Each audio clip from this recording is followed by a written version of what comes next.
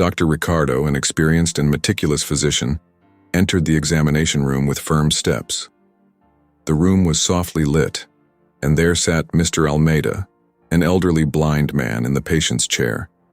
His figure was frail, but his calm expression radiated the wisdom of someone who had witnessed much, despite no longer being able to see.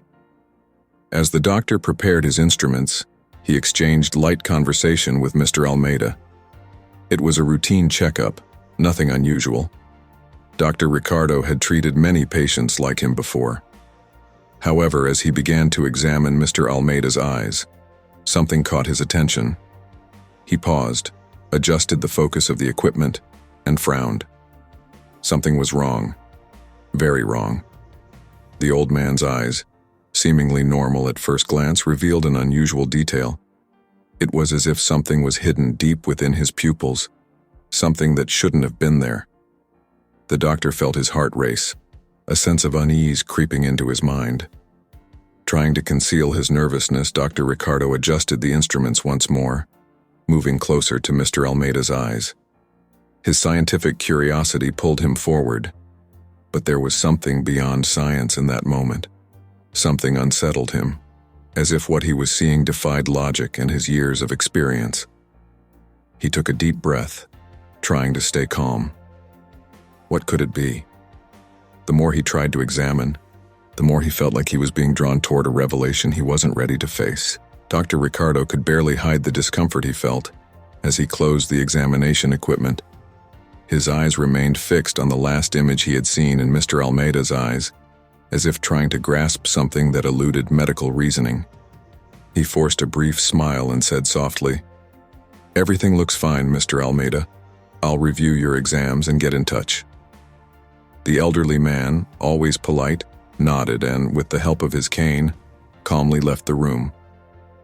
As soon as the door closed, the atmosphere shifted. Dr. Ricardo leaned toward the computer screen with a sense of urgency. He accessed Mr. Almeida's electronic medical records and began reviewing his history. As his eyes scanned the text on the screen, he frantically searched for something that could explain what he had just seen. But there was nothing. Absolutely nothing in the file suggested that Mr. Almeida had any unusual ocular condition. With each line he read, the doubt grew. There were no previous reports of eye anomalies. In fact, Mr. Almeida's records described his case as simple, progressive blindness, with no complications or mysterious diagnoses. How could this have gone unnoticed? He wondered, rubbing his forehead as he felt the pressure building. For a few seconds, he questioned if he was overreacting, if his mind was creating something that wasn't there. But no. What he had seen was real. The disturbing vision he encountered during the exam couldn't be the result of a simple perceptual error. The silence in the room seemed to amplify his unease. Still seated, he looked at the phone on the desk. He knew he couldn't just let this go. He needed a second opinion. He needed someone to confirm that he wasn't alone in this strange discovery. Without hesitation, he picked up the phone and called his longtime friend and colleague, Dr. Carlos, a renowned ophthalmology specialist with whom Ricardo had shared many complex cases. "Carlos, it's Ricardo." His voice carried a tone that Carlos immediately recognized as serious. "I need you to come to my office. Now." Carlos hesitated for a moment, sensing the gravity. "All right, I'm on my way." Dr. Ricardo hung up the phone and returned to the examination results of Mr. Almeida, trying to find some clue he had missed. But the discomfort gnawing at the back of his mind continued to grow. After a long, tense conversation with Dr. Carlos, Ricardo felt the weight of each word his friend spoke. "Ricardo, this isn't something we can handle alone. If what you saw is real, it could be more serious than it seems. I think it's time to involve the authorities." The silence that followed was deafening. The idea of calling the police over something he could barely explain made him uneasy. He had always been a practical man, used to dealing with clinical diagnoses, not strange mysteries, but the more he thought about it, the more he realized he couldn't ignore what he had seen. He took a deep breath, reluctant, and picked up the phone once again. With trembling fingers, He dialed the number for the police. The voice on the other end was professional but indifferent, as if already prepared to dismiss any report as a routine call. Police department, how can I help you? Yes, this is Dr. Ricardo. I'm an ophthalmologist and I'm calling about one of my patients, an elderly man. There's something unusual in his eyes. I'm not sure how to explain it, but it seems wrong, and there might be something more serious behind it. He hesitated, knowing how absurd it sounded. The pause on the other end of the line was almost palpable, as if the officer was trying to process what he had just heard. Something unusual in the eyes of a blind elderly man? The voice repeated, now more cautious. What exactly do you mean by that, doctor? Dr. Ricardo tried to control himself without sounding alarmist. I can't say for certain, but something made me suspect there's more to this story. Something I can't ignore. Silence returned. He could almost feel the skepticism on the other end. Finally, the response came. We'll send a detective to your office to get a better understanding of what's going on, doctor. Please wait for him. As he hung up, Dr. Ricardo felt a knot form in his stomach.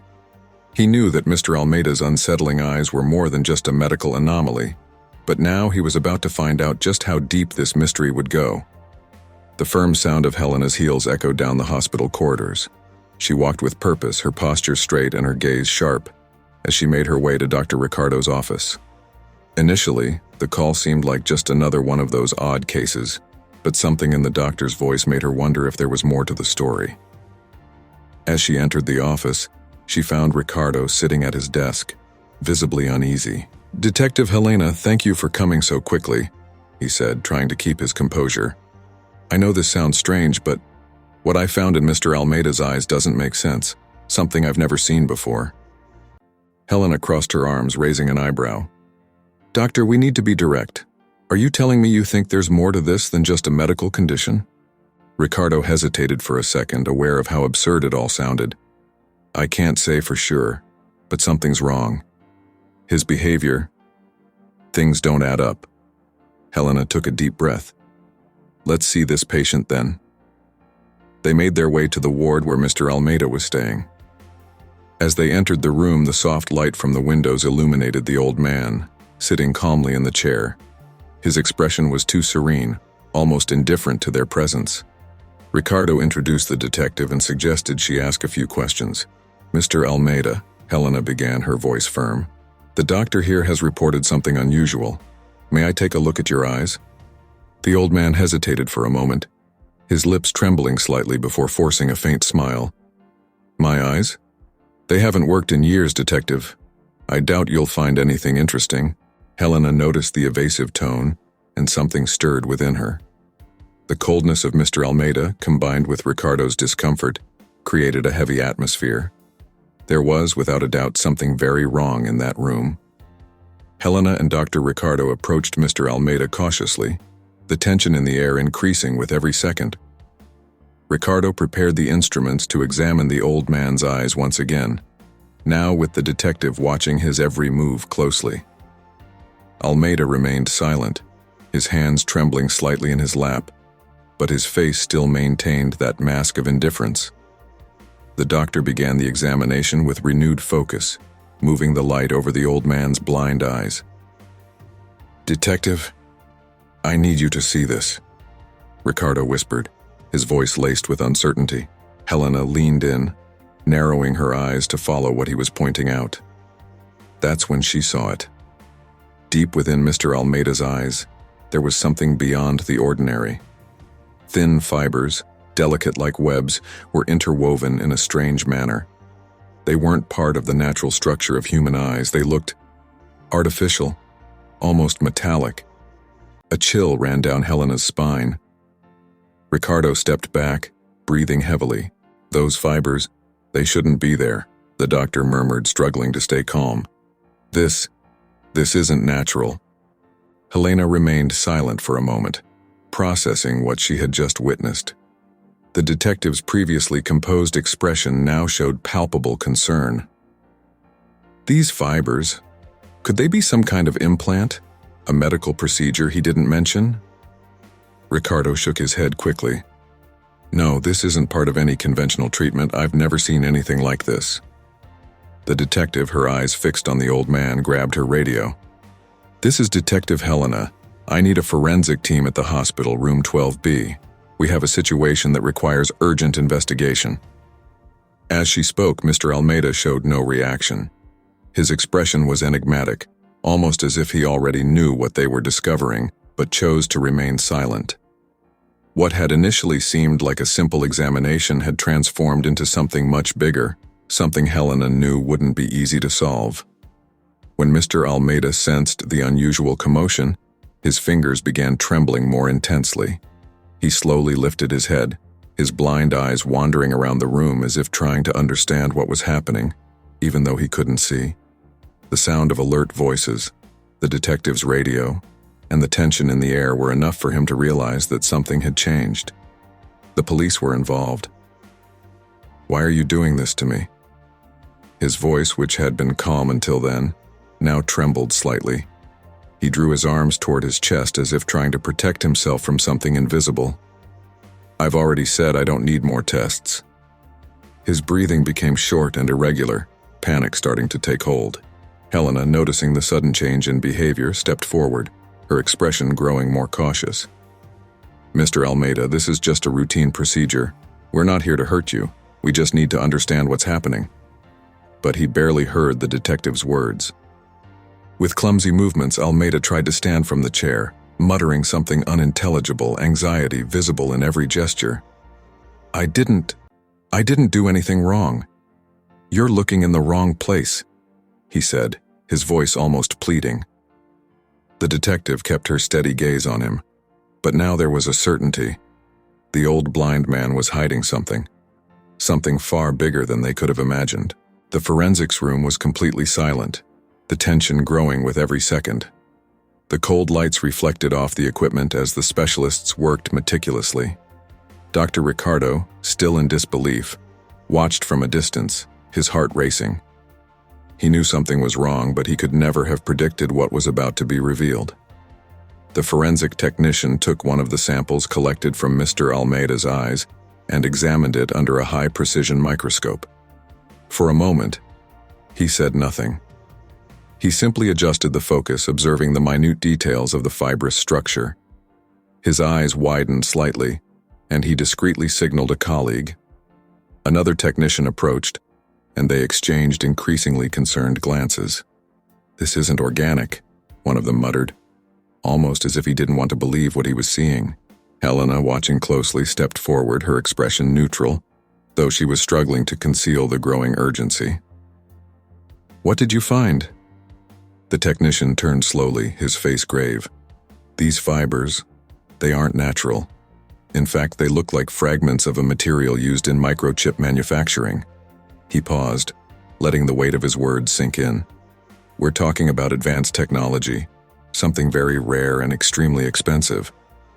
The room seemed to shrink all of a sudden. Dr. Ricardo felt a chill run down his spine. Microchips? His mind raced, trying to connect the dots. But why would that be in the eyes of a blind man? Detective Helena, ever the strategist, crossed her arms, her mind already forming theories. If these fragments really are microchips, we're dealing with something far beyond a simple health issue. This could be espionage, or something even more sinister. At that moment, the magnitude of the discovery hit everyone in the room. The case had escalated into something none of them could have anticipated. Helena knew she would have to involve other authorities, and quickly. The seemingly innocent old blind man was now at the center of a mystery involving high technology, espionage, and possibly organized crime.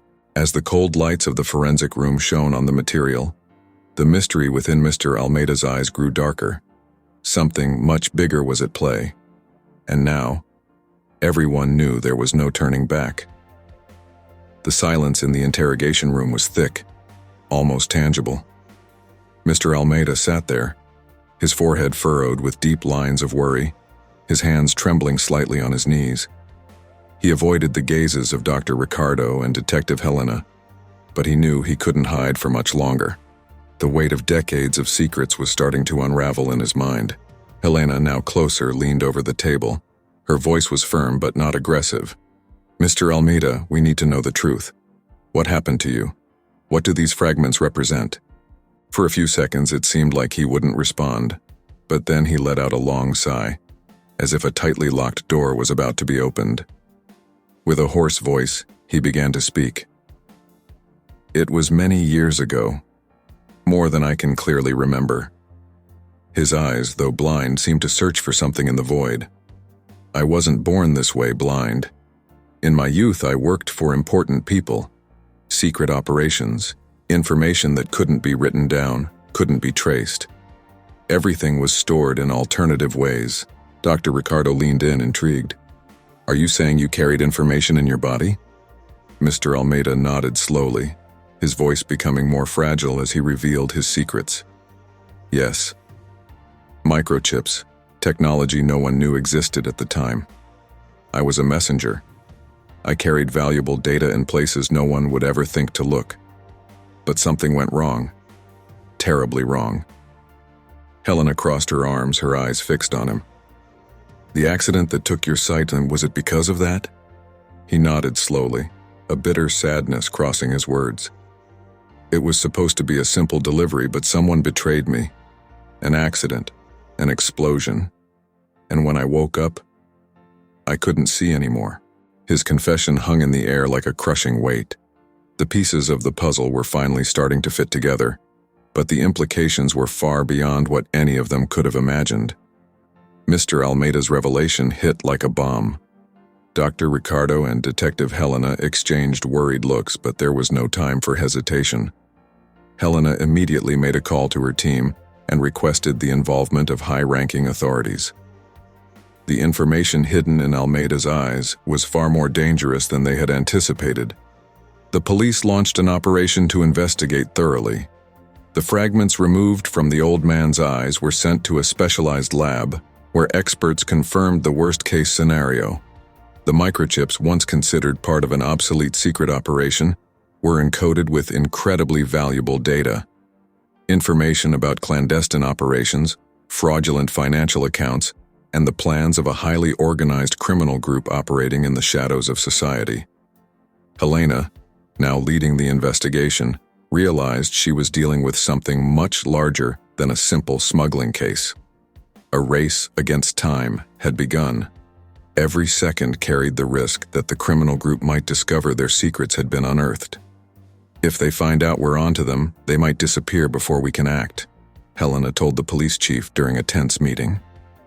Field teams were mobilized, detectives gathered clues, and they began tracing connections between Mr. Almeida and the criminal underworld.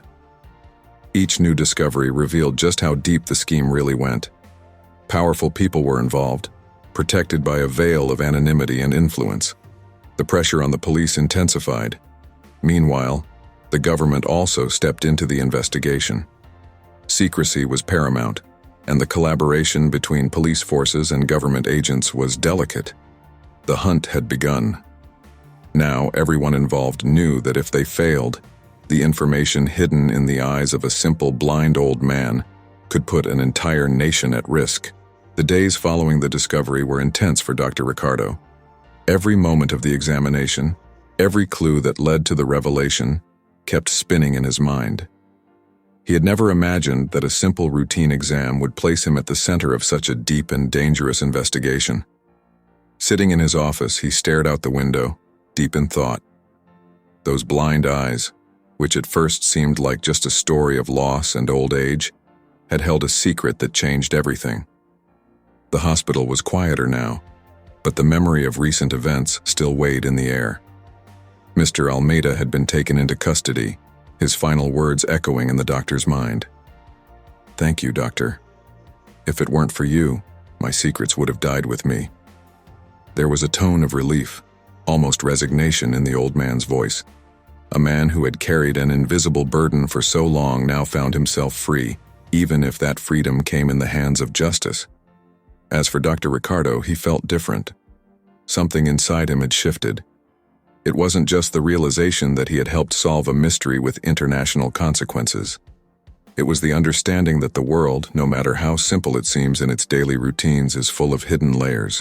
layers that might be right in front of our eyes, waiting to be discovered. He ran his hand over the desk, as if trying to process everything that had happened. What else had he missed over the years? How many secrets does the world hide in its most discreet corners? There's no way to know.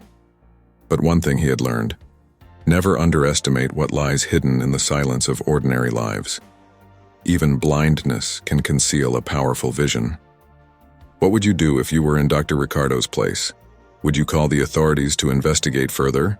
Or would you continue with the consultation, ignoring the fact that it could be something more dangerous? Comment below what you would do, and don't forget to like, subscribe to the channel, and hit the notification bell so you don't miss any stories like this one.